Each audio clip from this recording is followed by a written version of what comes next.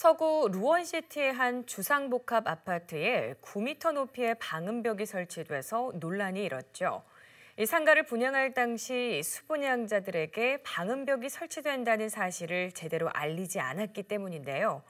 수분양자들은 이 사기 분양이라며 시행사 등을 상대로 소송을 제기했는데 법원은 기망 행위를 한 것이라면서 분양계약 취소가 정당하다고 판단했습니다. 이정윤 기자의 보도입니다. 루원시티의 한 주상복합 아파트 분양 홍보물입니다. 스트리트형 단지 내 상가, 고객 접근성이 뛰어난 상가라는 홍보 문구가 적혀 있습니다. 견본주택에서도 상가를 가리는 구조물을 아예 찾아볼 수 없습니다. 하지만 현실은 달랐습니다.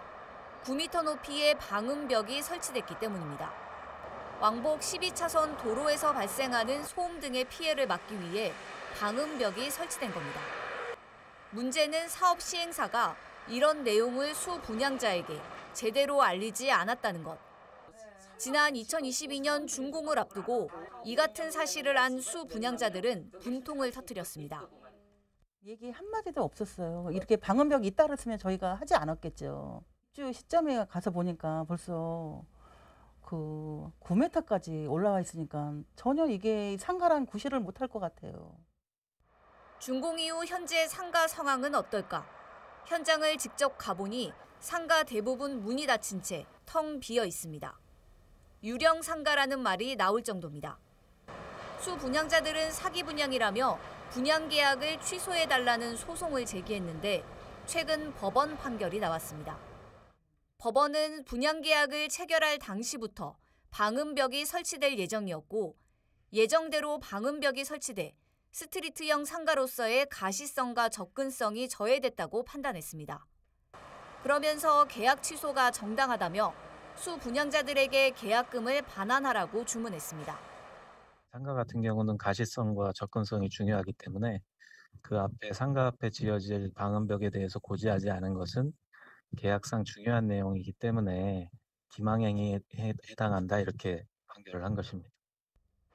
이 아파트 상가는 A동과 B동을 합쳐 모두 208호실. 이 중 A동 109호실이 계약 취소 판결을 받았습니다. 이번 판결에 대해 수분양자들은 당연한 결과라는 입장입니다.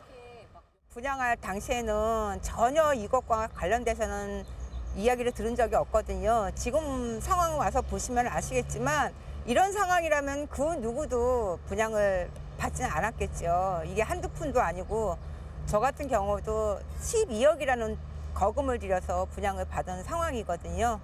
만약에 이런 상황을 알았다면 이런 바보 같은 짓은 하지 않았겠죠. 이건 너무 당연한 내용이라고 생각을 하고 있고요. 상가 계약 취소가 인정된 건 상당히 이례적인데 수분양자들에게 불리한 정보를 제대로 고지하지 않는 잘못된 관행을 바로잡는 의미 있는 판결이 될 것으로 보입니다. BTV 뉴스 이정윤입니다.